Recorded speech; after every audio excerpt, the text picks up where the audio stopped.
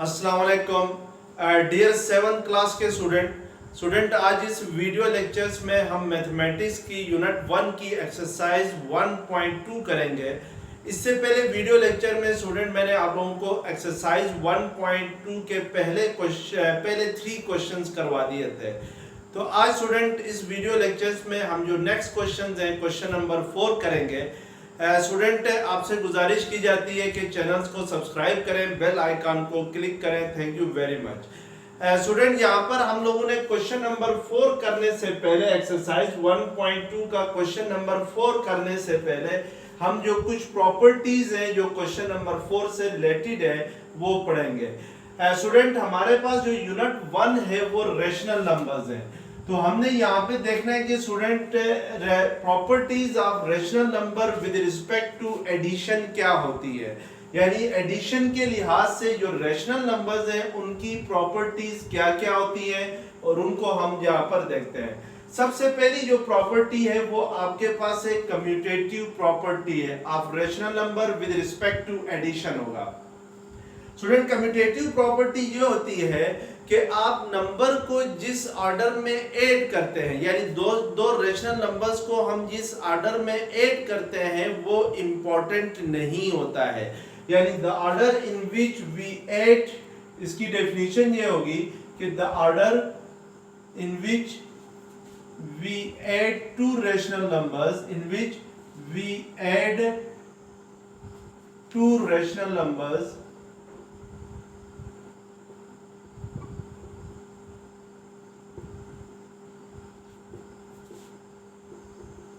is not important। इसका मतलब यह है स्टूडेंट, ऑर्डर कहते हैं तरतीब को, यानी नंबर्स की जो तरतीब है वो किसी भी एडिशंस के अंदर इंपॉर्टेंट नहीं होती है। जैसे फॉर एग्जांपल स्टूडेंट मैं कहता हूं let A and B are any two rational numbers.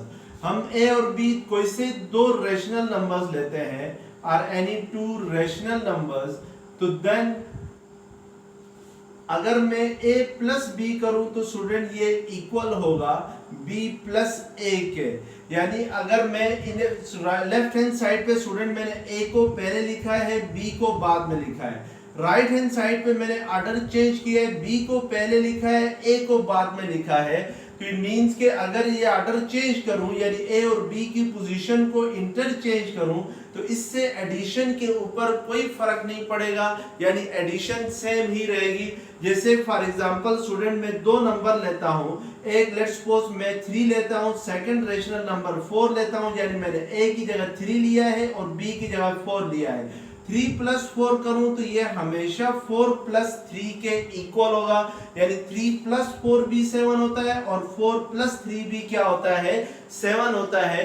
तो ये आपके पास क्या है कि कम्यूटेटिव प्रॉपर्टी है, यानी 3 प्लस 4 करें ये इक्वल होगा 4 प्लस 3 के। इट मींस के स्टूडेंट अगर एडिशन के अंदर ऑर्डर चेंज करें तो उससे आंसर के ऊपर कोई इफेक्ट नहीं होता है, कोई असर नहीं पड़ता है। लेकिन फर्ज करें स्टूडेंट अगर आप 4 डिवाइडेड बाई 3 करते हैं तो ये 3/4 के इक्वल नहीं होता है, यानी डिवीजन के अंदर कम्यूटेटिव प्रॉपर्टी होल्ड नहीं करती है, लेकिन एडिशन में कम्यूटेटिव प्रॉपर्टी क्या करती है, होल्ड करती है। तो इट मींस कि हम कह सकते हैं कि 3 प्लस 4 इज इक्वल टू क्या होगा, 4 प्लस 3 के इक्वल होगा।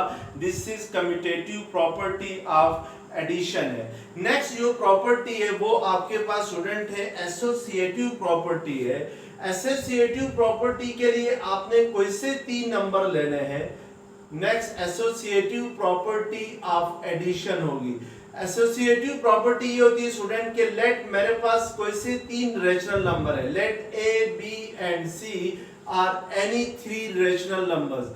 मैंने कोई से 3 रेशनल नंबर्स ले लिए, कौन कौन से ले लिए, ए लिया है, बी लिया है और सी लिया है, आर एनी 3 रेशनल नंबर्स। अगर ए बी और सी कोई से भी 3 रेशनल नंबर्स हो तो फिर स्टूडेंट अगर मैं लेट्स सपोज बी और सी को पहले ऐड करता हूं और इनका जो एडिशन आ जाए उसको ए के साथ ऐड करता हूं, या राइट हैंड साइड पे मैं ए को बी के साथ प्लस करता हूं, यानी ए और बी को पहले ऐड करता हूं, इन दोनों का जो एडिशन आ जाए उसको सी के साथ ऐड करूं, तो इससे भी आंसर चेंज नहीं होता है। इसको कहते हैं student associative property of addition कहते हैं। जैसे लेट्स सपोज आप कोई से भी तीन रेशनल नंबर ले लें, 4, 5 and 7 are any three rational numbers है। अगर मैं स्टूडेंट 4 को एज इट इज रखूं, 5 और 7 को जो लास्ट टू नंबर्स हैं इनको ऐड करूं और इनके एडिशन को 5 और 7 के एडिशन को 4 के साथ ऐड करूं, या मैं राइट हैंड साइड पे 4 और 5 को ऐड करूं, यानी फर्स्ट टू नंबर्स को पहले ऐड करूं और इन दोनों के एडिशन को 7 के साथ ऐड करूं, तो इससे कोई फर्क नहीं पड़ता है। जैसे स्टूडेंट 5 प्लस 7 क्या होता है, 12 होता है, और 12 प्लस 4 किसके इक्वल होता है, 16 के इक्वल होता है। राइट हैंड साइड पे 4 प्लस 5 क्या होगा, 9, और 9 प्लस 7 किसके इक्वल होता है, 16 के इक्वल होता है। इट मींस के स्टूडेंट एसोसिएटिव प्रॉपर्टी ये होती है कि आप एडिशन के अंदर जो ग्रुपिंग है उसको चेंज करें तो इससे कोई फर्क नहीं पड़ता है। ग्रुपिंग मींस के आपने 5 और 7 का ग्रुप बनाया और इसके ग्रुप को फिर ऐड किया तो हमारे पास 12 आया। जो इन दोनों का एडिशन 12 आया है उसको 4 के साथ ऐड करें, या राइट हैंड साइड पे हमने 4 और 5 का एक ग्रुप बनाया और उनको ऐड किया तो हमारे पास 9 आ गया। 9 को हम किसके साथ ऐड करें, 7 के साथ ऐड करें तो 16 आएगा, और 12 को 4 के साथ ऐड करें तो क्या आएगा, वो भी अगेन 16 ही आएगा। तो इसको आप कहते हैं एसोसिएटिव प्रॉपर्टी ऑफ एडिशन कहते हैं, यानी इससे कोई फर्क नहीं पड़ता है कि नंबर एडिशन के अंदर जो नंबर्स की जो ग्रुपिंग होती है उसको अगर चेंज करें तो उससे एडिशन पे कोई फर्क नहीं पड़ता है। इसको आप कहते हैं associative property of addition. Next है स्टूडेंट आइडेंटिटी प्रॉपर्टी है। आइडेंटिटी प्रॉपर्टी क्या होती है स्टूडेंट, कि अगर हम किसी भी रेशनल नंबर्स को 0 के साथ ऐड करें तो वो चेंज नहीं होता है। यानी इफ एनी रेशनल नंबर किसी भी रेशनल नंबर को if any rational number is added with 0 it does not change, it does not change, then 0 is called additive identity। 0 को हम क्या कहते हैं स्टूडेंट, additive identity कहते हैं, क्योंकि 0 को किसी भी नंबर के साथ ऐड करें तो उसकी आइडेंटिटी चेंज नहीं होती है। जैसे फॉर एग्जांपल स्टूडेंट मैं अगर उस रेशनल नंबर को a से रिप्रेजेंट करता हूं, यहाँ पे मैंने लिखा है इफ एनी रेशनल नंबर, उस रेशनल नंबर्स को हमने किससे रिप्रेजेंट किया है, a से रिप्रेजेंट किया है। अगर a को मैं 0 के साथ ऐड करूं तो a फिर चेंज नहीं होगा, यानी a प्लस 0 या 0 प्लस a करूं तो अगेन आपके पास जो आंसर है वो क्या आएगा, a ही आएगा। तो हम कहेंगे कि जो 0 है उसको क्या कहते हैं, एडिटिव आइडेंटिटी कहते हैं। इसके अलावा स्टूडेंट फॉर एग्जांपल अगर मैं एक नंबर लिखता हूं 4 के साथ क्या ऐड करूं तो मेरे पास 4 ही आ जाएगा, या मैं लेट्स सपोज 13 लेता हूं, 13 के साथ क्या ऐड करूं तो 13 ही आएगा, या मैं 19 लेता हूं, 19 के साथ क्या ऐड करूं तो 19 ही आएगा। अब यहाँ पे देखें स्टूडेंट, अगर 4 के साथ हम प्लस करते हैं 0 को तो 4 प्लस 0 4 ही होता है। इसका मतलब है कि अगर 0 को 4 के साथ ऐड करें तो उसकी आइडेंटिटी जो है वो चेंज नहीं होती है। हर नंबर की अपनी एक आइडेंटिटी होती है। आइडेंटिटी कहते हैं स्टूडेंट शिनाख्त को, यानी एक पहचान को कहते हैं। तो 4 की अपनी एक पहचान होती है, 13 की अपनी एक पहचान होती है। जिस तरह 100 रुपीज होती है, तो आपको अगर कोई 100 रुपीज दे और 1000 रुपीज दे तो आप 1000 रुपीज लेंगे, क्योंकि आपको पता है कि जो 1000 रुपीज दे उनकी वैल्यू ज्यादा है, उनकी आइडेंटिटी जो है वो ज्यादा हैवी है। तो इसलिए हम कहते हैं कि 100 की अपनी एक आइडेंटिटी है, 1000 की अपनी एक आइडेंटिटी है।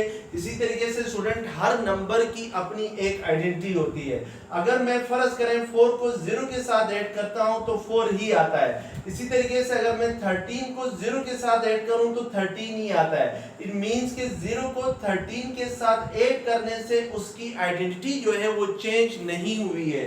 इसी तरीके से 19 को 0 के साथ ऐड करूं तो मेरे पास जो आंसर आता है वो 19 ही आता है। यानी 19 को अगर 0 के साथ ऐड करने से 19 की आइडेंटिटी जो शिनाख्त है वो चेंज नहीं होती, वो तब्दील नहीं होती है। तो इसलिए हम कहते हैं स्टूडेंट ये जो 0 है ये क्या है, एडिटिव आइडेंटिटी है। यानी एडिशन के अंदर 0 क्या कहलाएगा, एडिटिव आइडेंटिटी कहलाएगा, या identity property of 0, identity in rational number is 0। लेकिन फर्ज करें स्टूडेंट, अगर मैं यहाँ पर ऐड करूं 19 के साथ, लेट्स सपोज अगर मैं ऐड करता हूं 3 को, 19 के साथ अगर मैं 3 ऐड करूं तो ये आपके पास 22 होता है। इसका मतलब है स्टूडेंट अगर हम 19 के साथ 3 को ऐड करें तो 19 की जो आइडेंटिटी थी वो चेंज होगी, क्या हो गई, 22 हो गई।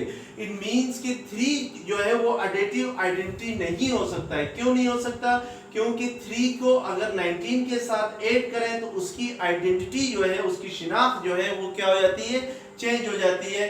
तो इसलिए हम सिर्फ जो 0 होगा वो एडिशन के अंदर क्या होगा, आइडेंटिटी एलिमेंट होगा, यानी आइडेंटिटी नंबर होगा।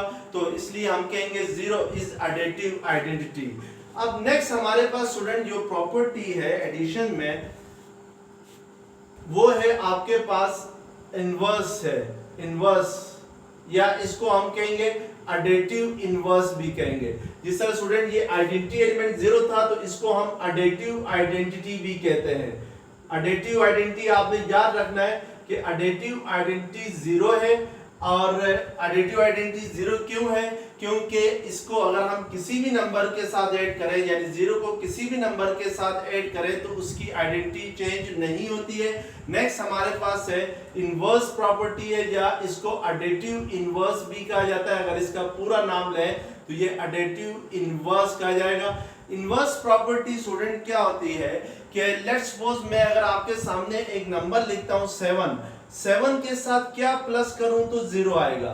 या इसी तरीके से मैं लेट्स सपोज एक और नंबर लिखता हूं 5 लिखता हूं, तो 5 के साथ क्या प्लस करूं तो आंसर 0 आ जाए। इसी तरीके से 9 लिखता हूं तो 9 के साथ क्या प्लस करूं तो आंसर 0 आ जाएगा। आपको मालूम है स्टूडेंट अगर 7 के साथ हम -7 को प्लस करें तो हमारे पास आंसर क्या आता है, 0 आता है, क्योंकि ये प्लस इंटू माइनस क्या होता है, माइनस। तो 7 - 7 इक्वल टू क्या आ जाएगा, 0 आ जाएगा। इसी तरीके से 5 के साथ स्टूडेंट -5 को ऐड करूं तो आंसर आपके पास क्या आएगा, 0 आएगा। इसी तरीके से 9 के साथ -9 को ऐड करूं तो आंसर क्या आ जाएगा, 0 आ जाएगा। इट मींस कि स्टूडेंट अगर दो नंबर्स का सम 0 के इक्वल आ जाए तो फिर वो दोनों नंबर्स एक दूसरे के एडिटिव इनवर्स कहलाएंगे। जैसे 7 और -7 का सम जो है, सम मींस एडिशन, एडिशन जो है वो 0 आ रहा है, तो इट मींस कि 7 and -7 are additive inverse of each other. इसी तरीके से स्टूडेंट 5 और -5 जो है वो एक दूसरे के एडिटिव इनवर्स कहलाएंगे, क्योंकि 5 और -5 को एक दूसरे के साथ ऐड करते हैं तो आपके पास जो आंसर आ रहा है वो 0 आ रहा है। तो इट मींस कि 5 और -5 एक दूसरे के एडिटिव इनवर्स होंगे। याद रखें स्टूडेंट, इसको हम इस तरीके से भी डिफाइन करते हैं कि अगर दो नंबर्स का सम जो है वो एडिटिव आइडेंटिटी आ जाए तो फिर वो दोनों नंबर्स एक दूसरे के एडिटिव इनवर्स कहलाएंगे। तो इसको मैं अगर डेफिनेशन इसकी लिखूं तो वो ये होगी कि if sum of two number is additive identity, यानी if sum of two number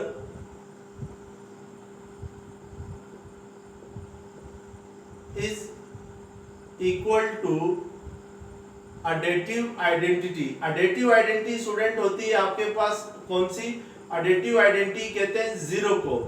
if the sum of two number is equal to additive identity कहें या 0 कहें, एक ही बात है। Then if sum of two number is equal to additive identity or 0, then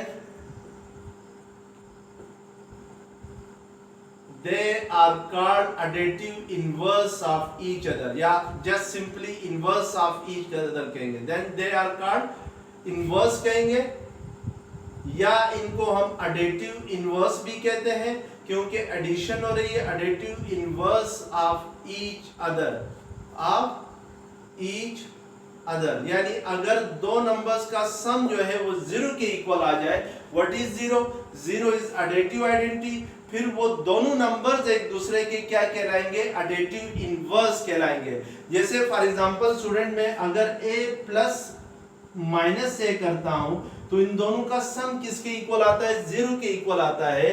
तो then a and minus a are additive inverse of each other, यानी फिर a और माइनस ए एक दूसरे के क्या होंगे? एडिटिव इनवर्स होंगे।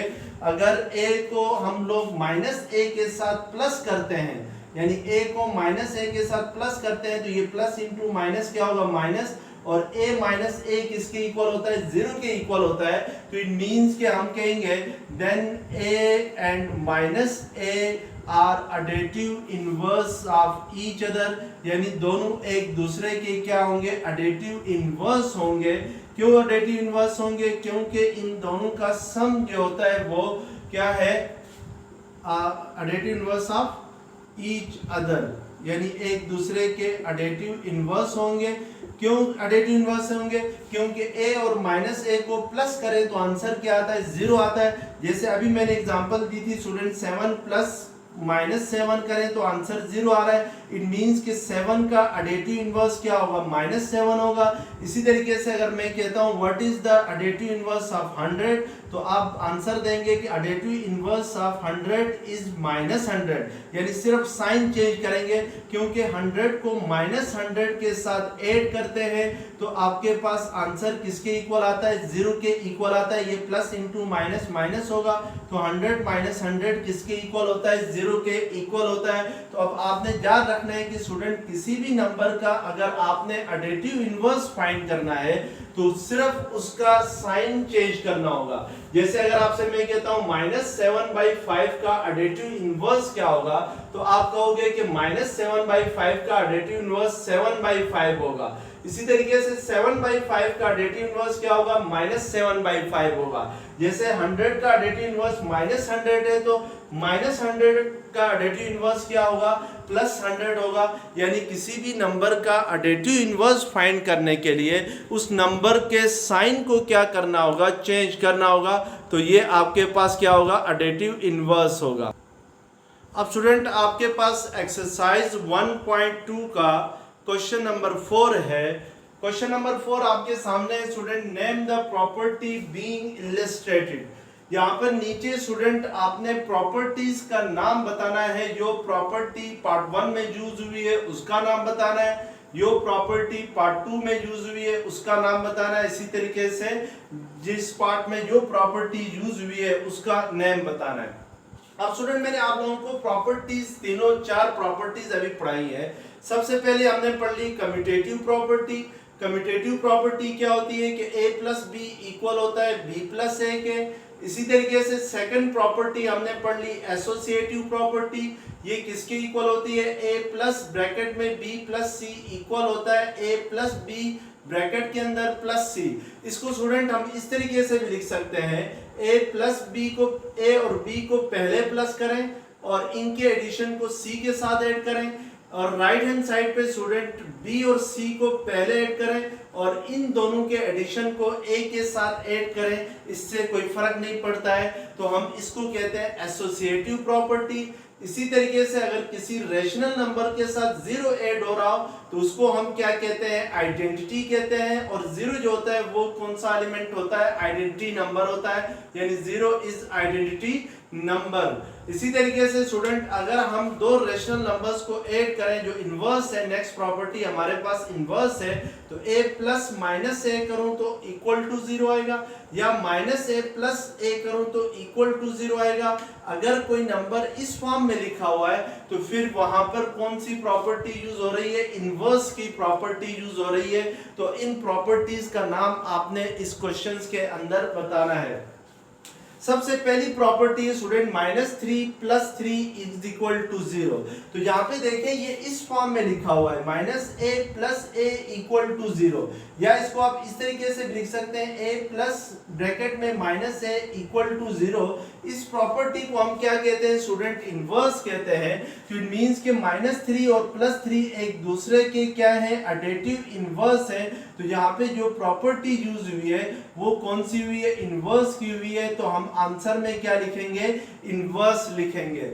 इसी तरीके से सेकंड है स्टूडेंट पार्ट 2, -6 + 1, ये ब्रैकेट में लिखा हुआ है यानी -6 और +1 को पहले उसने सॉल्व किया है, फिर इनका जो आंसर आएगा उसको 7 के साथ ऐड कर रहा है, जबकि राइट हैंड साइड पे 1 और 7 को पहले ऐड कर रहा है और उनके आंसर को -6 के साथ ऐड कर रहा है। तो यहाँ पे स्टूडेंट ये आपके पास ये वाली प्रॉपर्टी यूज हो रही है कि एसोसिएटिव प्रॉपर्टी यूज हो रही है, क्योंकि हमने लेफ्ट हैंड साइड पे देखें ए और बी को ऐड किया है ब्रैकेट के अंदर, जो स्टूडेंट नंबर ब्रैकेट के अंदर होगा वो पहले ऐड होगा और फिर उनको ऐड करके जो आंसर आएगा उसको थर्ड नंबर यानी सी के साथ ऐड करेंगे।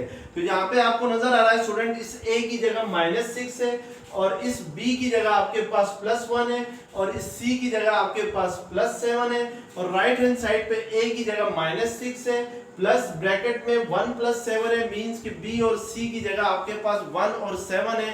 तो इस प्रॉपर्टी को हम क्या कहते हैं, एसोसिएटिव प्रॉपर्टी कहते हैं। तो हमने जस्ट इस नंबर्स के अंदर इस पार्ट में जो प्रॉपर्टी यूज हुई है उसका नेम लिखना है। नेक्स्ट आपके पास है स्टूडेंट 9 + -1 है और राइट हैंड साइड पे -1 पहले लिखा हुआ है और +9 बाद में लिखा हुआ है। तो यहाँ पे आपके पास जो प्रॉपर्टी यूज हो रही है वो फर्स्ट प्रॉपर्टी यूज हो रही है, a + b किसके इक्वल होता है, b + a के इक्वल होता है।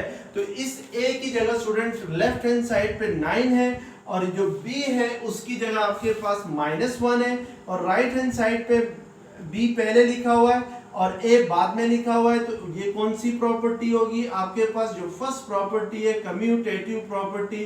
तो इट मींस कि इस क्वेश्चंस के अंदर कौन सी प्रॉपर्टी यूज हो रही है, कम्यूटेटिव प्रॉपर्टी यूज हो रही है। पार्ट 4 है स्टूडेंट के 8 + 0 किसके इक्वल आ रहा है, 8 के इक्वल आ रहा है, यानी 0 8 के साथ ऐड हो रहा है। इस मींस के 0 क्या चीज है, 0 स्टूडेंट आइडेंटिटी है, एलिमेंट है, यानी आइडेंटिटी नंबर है। 0 को 8 के साथ ऐड करने से 8 की आइडेंटिटी चेंज नहीं होती, यानी 8 + 0 8 ही रहता है। तो इट मींस के यहाँ पे जो प्रॉपर्टी आपके पास यूज हुई है वो आपके पास यूज हुई है आइडेंटिटी प्रॉपर्टी यूज हुई है, क्योंकि आइडेंटिटी प्रॉपर्टी क्या होती थी कि a + 0 इक्वल होता है किसके, 0 के इक्वल होता है। तो ये जो आपके पास 8 + 0 लिखा हुआ है ये इस फॉर्म में लिखा हुआ है।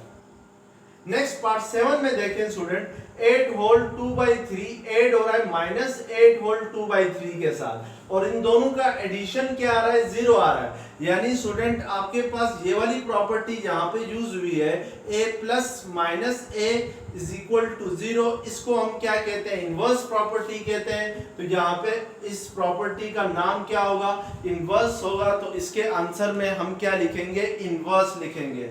और जो 8 पार्ट है स्टूडेंट वो उसमें कम्यूटेटिव प्रॉपर्टी यूज हुई है, क्योंकि 8 होल 2/3 + -6 होल 3/5 इक्वल है -6 होल 3/5 + 8 होल 2/3, यानी राइट हैंड साइड पे इसको पहले लिखा है और इसको बाद में लिखा है। तो इट मींस कि अगर ऑर्डर चेंज करने से सम के ऊपर कोई इफेक्ट नहीं होता है, कोई चेंज नहीं होता है। तो इट मींस कि ये कौन सी प्रॉपर्टी यूज हुई है, कम्यूटेटिव प्रॉपर्टी यूज हुई है। तो इस तरीके से हम यहाँ पे इन प्रॉपर्टीज का नेम बताएंगे।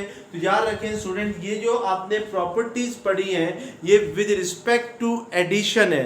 नेक्स्ट एक्सरसाइज में हम लोग प्रॉपर्टीज ऑफ रेशनल नंबर पढ़ेंगे विद रिस्पेक्ट टू मल्टीप्लिकेशन। फर्क सिर्फ ये है कि स्टूडेंट यहाँ पे एडिशन है यानी प्लस का साइन आ रहा है, तो वहाँ पे प्लस की जगह क्या आएगा, माइनस का साइन आएगा। तो ये आप याद रखें। अब क्वेश्चन नंबर 5 है स्टूडेंट एक्सरसाइज 1.2 का। Ahmad bought 1 whole 1/4 kg of beef and 2 whole 5/8 kg of chicken. How much more chicken did he buy? यहाँ पे स्टूडेंट आपसे कह रहा है कि अहमद जो है वो 1 होल 1/4 किलोग्राम बीफ खरीदता है और 2 होल 5/8 किलोग्राम जो है वो चिकन खरीदता है।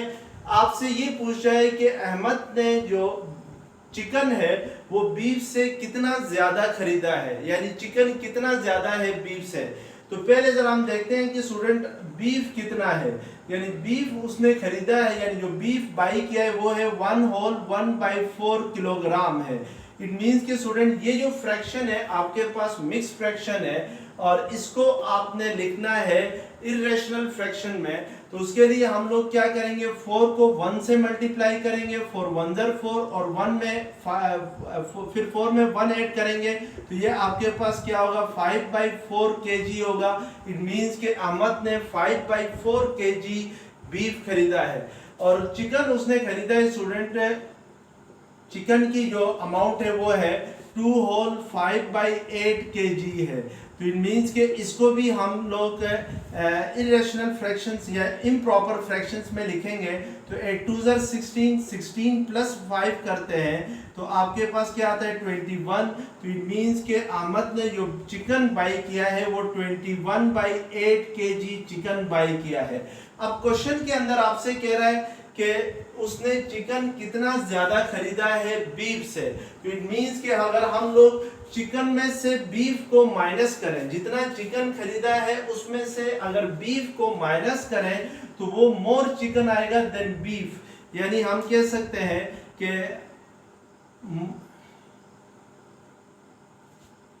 मोर चिकन देन बीफ, यानी बीफ से चिकन कितना ज्यादा है।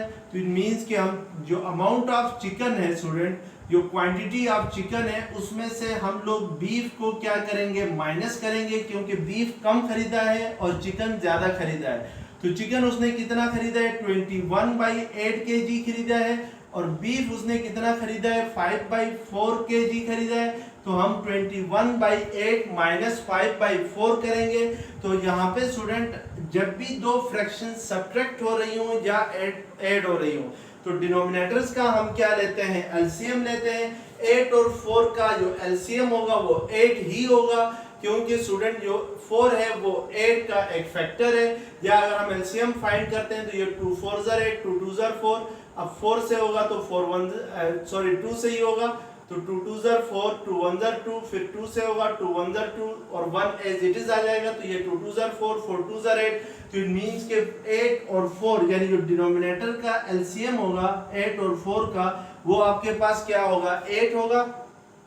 अब जो एलसीएम आ गया है स्टूडेंट 8, इस 8 को हम इस फर्स्ट डिनोमिनेटर से डिवाइड करते हैं, यानी LCM divided by first denominator करते हैं। तो एलसीएम आपके पास 8 है और फर्स्ट डिनोमिनेटर भी 8 है। तो 8 1 ज़र क्या होता है 8 होता है। तो आंसर आपके पास क्या आ रहा है 1 आ रहा है। इस 1 को आपने इस 21 से मल्टीप्लाई करना है, फिर माइनस करके स्टूडेंट अब इसी एलसीएम को यानी इस एलसीएम को 8 को सेकंड डिनोमिनेटर से डिवाइड करना है। तो सेकंड डिनोमिनेटर हमारे पास क्या है 4 है और एलसीएम क्या है 8 है।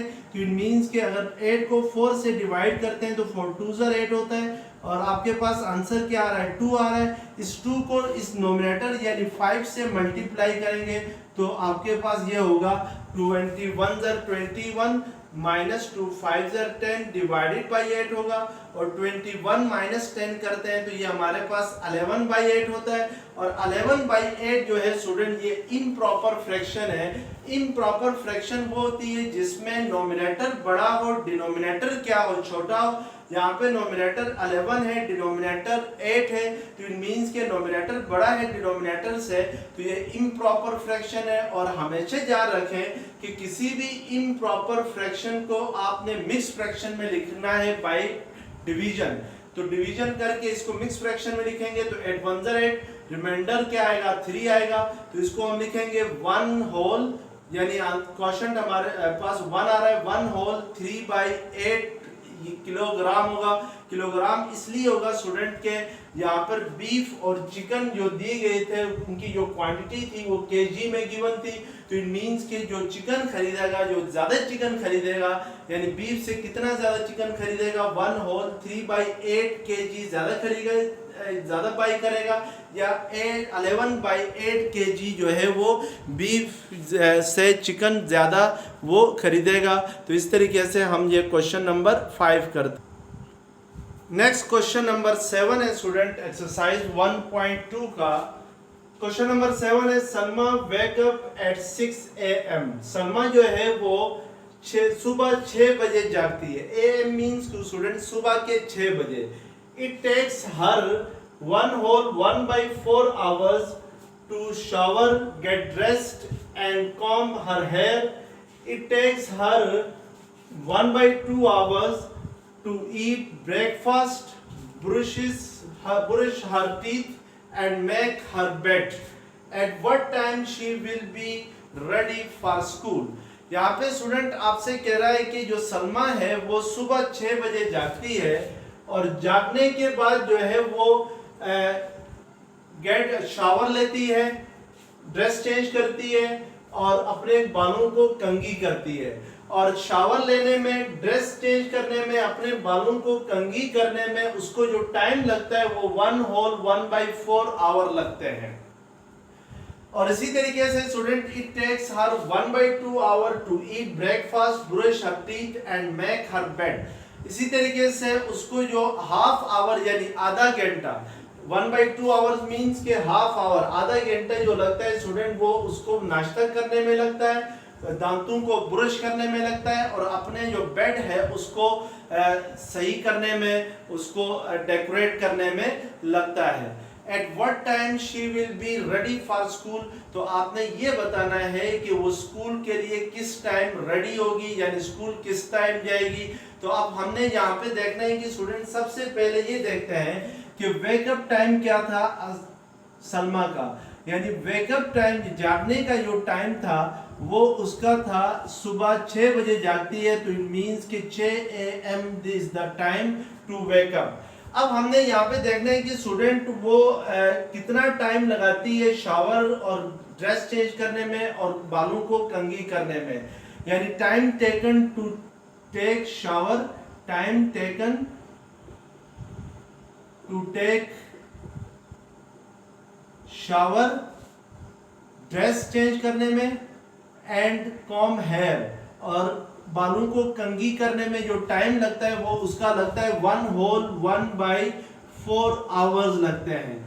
यहाँ पे स्टूडेंट हम 1/4 को इस तरीके से भी लिख सकते हैं, 1 + 1/4 आवर्स भी लिख सकते हैं। यानी इस 1/4 को एक्चुअली आप कैसे लिखते हैं, ये इस तरीके से लिखा जाता है 1 + 1/4 मीन्स कि जहाँ पे जब हम प्लस का साइन नहीं लगाते हैं तो इट मींस कि जहाँ पे प्लस का साइन होता है मिक्स फ्रैक्शन में, लेकिन उसको लगाते नहीं है।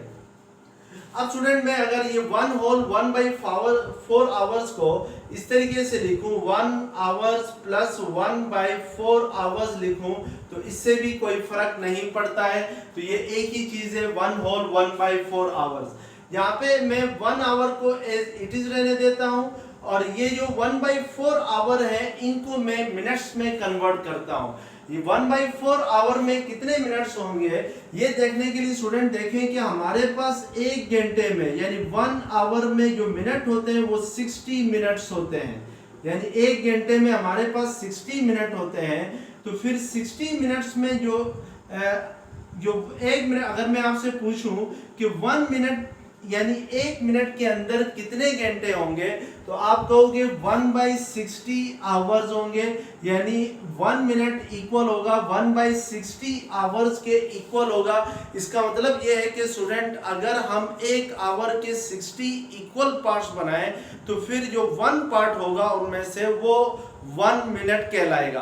तो इट मींस कि 1 मिनट किसके इक्वल होता है, 1/60 आवर के इक्वल होता है। या इसको आप इस तरीके से भी प्रूव कर सकते हैं कि लेट्स सपोज मैं अगर 1 आवर मेरे पास इक्वल है 60 मिनट्स के इक्वल है, तो इस 60 को मैं अगर 1 से मल्टीप्लाई कर दूं तो इससे कोई फर्क नहीं पड़ता, क्योंकि 60 1 से मल्टीप्लाई होगा तो 60 ही रहेगा, 60 1 ज़र 60 होता है। अब जहाँ पे देखें स्टूडेंट 60 1 के साथ मल्टीप्लाई हो रहा है तो सेकंड साइड पे आगे क्या होगा, डिवाइड होगा, और राइट हैंड साइड पे क्या रह जाएगा, ये 1 मिनट रह जाएगा। इट मींस के एक मिनट के अंदर कितने आवर्स होते हैं, 1/60 आवर्स होते हैं। तो अगर एक मिनट के अंदर 1/60 आवर्स होते हैं तो फिर 1/4 आवर में कितने मिनट्स होंगे, तो इसके लिए हम 1/4 को क्या करेंगे, 60 से मल्टीप्लाई करेंगे।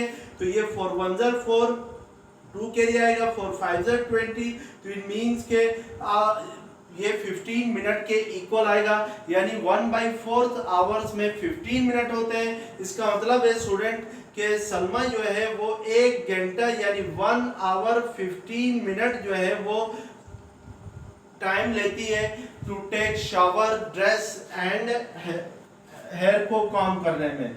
तो इसको हमने नोट रखना है। नेक्स्ट स्टूडेंट हमने देखना है कि वो ब्रेकफास्ट करने में टाइम कितना लेती है। Time taken to take breakfast, B breakfast को मैं कैपिटल बी से रिप्रेजेंट करता हूँ, और ब्रुशेस आर एयर यानी टीथ को मैं कैपिटल टी से रिप्रेजेंट करता हूँ। और इसी तरीके से मेक हर बेड को मैं कैपिटल डी से रिप्रेजेंट करता हूँ, तो वो 1/2 आवर्स है। यानी वो सलमा जो है वो बेड को सही करने में, ब्रश करने में और ब्रेकफास्ट करने में 1/2 आवर्स टाइम लेती है। इसका मतलब है कि आधा घंटा लगता है। अब हमने देखना है कि स्टूडेंट 1/2 आवर्स में मिनट कितने होते हैं, तो इस 1/2 को फिर हम किससे मल्टीप्लाई करेंगे, 60 से मल्टीप्लाई करेंगे, तो ये हमारे पास क्या आ जाएगा, 30 मिनट्स होंगे। तो इट मीन्स के हाफ घंटे में यानी आधे घंटे में 30 मिनट्स होंगे। अब यहाँ पे देखें स्टूडेंट कि सलमा जो है वो 1 घंटा 15 मिनट में ब्रश करते शावर लेती है, ड्रेस चेंज करती है, हेयर कॉम करती है, और 30 मिनट में वो ब्रेकफास्ट करती है, ब्रश करती है, और इसके अलावा बेड को सीधा करती है। तो टोटल टाइम वो कितना लेगी, total time to taken all these activities, तो वो आपके पास क्या होगा, टोटल टाइम जो होगा वो आपके पास होगा 1 आवर में 1 आवर 30 मिनट्स है, तो 1 आवर 45 मिनट्स होगा। यानी 30 मिनट्स वो आपके पास बेड और ड्रेस को सीधा करने में लेती है, बेड को सीधा करने में लेती है। तो इट मीन्स के फिर, और 1 आवर 15 मिनट जो है वो ब्रश करने शावर लेने में लेती है। तो जो total time taken for these activities वो आपके पास 1 आवर 45 मिनट्स होंगे। यानी 1 घंटा 15 मिनट में वो क्या होती है, तैयार, सॉरी 45 मिनट्स में वो क्या होती है, तैयार होती है। क्योंकि स्टूडेंट के 15 मिनट इधर थे, ये 15 मिनट इस 30 मिनट के साथ ऐड हो जाएंगे, तो ये 1 आवर 45 मिनट हो जाएंगे। तो इसका मतलब है total time to take these all activities that is 1 hour 45 minute होंगे। अब यहाँ पे देखें स्टूडेंट के सलमा जागती कितने बजे, 6 बजे जागती है, तो वो स्कूल के लिए किस टाइम रेडी होगी, यानी 1 घंटा 45 मिनट वो स्कूल के लिए रेडी होने में लगाती है। तो इट मीन्स कि 6 बजे में अगर हम 1 आवर 45 मिनट को ऐड करते हैं, तो ये हमारे पास आता है स्टूडेंट, ये 45 मिनट जो है वो इस मिनट्स के साथ ऐड होंगे तो 45 भी आएगा, और 1 आवर इस 6 के साथ ऐड होगा तो 7 आएगा। इट मीन्स कि वो 7:45 मिनट में वो क्या होगी, स्कूल के लिए रेडी होगी। तो इस तरीके से हम ये क्वेश्चंस क्या करते हैं। तो स्टूडेंट नेक्स्ट वीडियो लेक्चर्स के अंदर मैं आप लोगों को इससे जो नेक्स्ट क्वेश्चन है, क्वेश्चन नंबर 8 है, 9 है, 10 है, वो करवा दूंगा। तो थैंक यू वेरी मच। अल्लाह हाफिज़। चैनल्स को सब्सक्राइब करें और बेल आइकन को क्लिक करें। Thank you very much.